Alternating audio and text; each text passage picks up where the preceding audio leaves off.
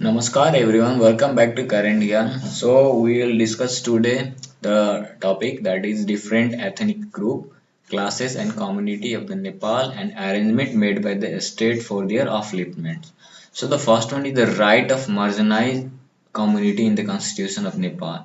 The rights of marginalized community in the Constitution of Nepal has been provisioned as mentioned below. The marginalized community defined as the community that are made politically, economically, and socially backwards and are unable to enjoy the services and facility because of the discrimination and operations and of the geographical remoteness or deprived thereof and are in the lower status of the human development standards. So the building an egalitarian society founded on the professional inclusions and participation participatory principles in accordance to ensure the economic equality, prosperity, and social justice. Making of the special provision by the law of the protection and empowerment or development of the citizens, including the socially and culturally backward and backward marginalized community.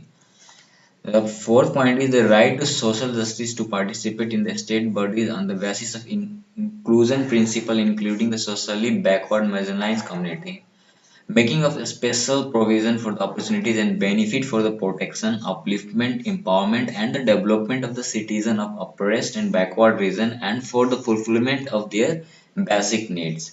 The next point is according to the priority to the indigent within all the sexes, regions, and communities is in the provision of social security and social justice. The next point is the political parties required to fill their candidacy on the basis of inclusion principle for their elections to the House of Representatives and State Assembly under the proportional electoral system. The next point is the provision and the next provision of the National Inclusion Commission as the constitutional body to protect the rights inclusion of marginal community. The next point is appointment of the Nepalese ambassadors and a special envoys be made in accordance with the inclusion principles. The last point which is mentioned in these rights is appointment of the offices of constitutional organ and the bodies be made in accordance with the inclusive principle. The second rights of the Dalit in the Constitution of Nepal. So the rights of the Dalit in the Constitution of Nepal has been provision as below, mentioned below. So the first one is eliminating all forms of caste-based untouchability. The political objective of the state is to ensure the social justice. No discrimination be made in the application of general law on the ground of origin, reason, religions, race, caste, tribes, and other grounds. So the special provisions may be made by the law for the protection of empowerment and development of citizens, including the socially and culturally backward women and Dalit. So the next point is no person to be subjected to any form of untouchability or discrimination in any private or public places on the ground of their origin, caste, tribe, community, profession, or occupation, and physical condition. The next point is no acts purporting to demonstrate any persons or community as a superior or inferior on the ground of origin, caste, race, physical condition, or justice, social discrimination, or on the ground of tribe, caste, and untouchability, and propagating ideology based on the untouchability and based on the superiority or hatred of the encouraged caste based on discrimination in any manner be allowed. No discrimination in any form be allowed as at a workspace within or without making untouchability on the ground of the caste. All form of untouchability and discrimination be punishable as a severe offense and the victims has a right to obtain the compensations.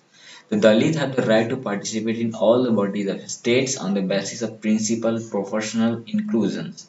The Dalit community have the right to use the protection and develop their traditional vocation, knowledge, skills and technology. A special provision be made for empowerment, representation, and participation of the Dalit community in the public services as well as other sector for the employment. provision for the free education with the scholarship from the primary to the higher education may be made on the Dalit students. A special provision made for the Dalit in a technical and vocational higher educations. A special provision be made in order to provide the health and social security to the Dalit community. The Dalit community be accorded priority in the modern business related with their trade operation and provide skills and resources required therefore. The state once provides the land to the landless and arrange the settlement for the Dalit who do not have housing. The facility conform to the Dalit community be distributed in just a manner so the Dalit women, men and Dalit in all communities obtain such facilities proportionality. Socially backward women, including the Dalit, have a rights to social justice to participate in all bodies of a state on the basis of principle of proportional inclusion, including all forms of discrimination, inequality, exploitation, and injustice in the name of reason, religion, custom, usage, practice, and traditional existing in the society. Identification of Harwa Charwat, tillers, landless, squatters, and their rehabilitations may be done by providing the housing plot of residence and cultivated land and or employment for their livelihood. Making of a special provision for the opportunities and benefits for the protection, upliftment, empowerment, and development of the citizens of the oppressed and backward region reasons and for the fulfillment of their basic need. The next is according to the priority to the indigent within all the sexes, regions, and communities in the provision of social security and justice.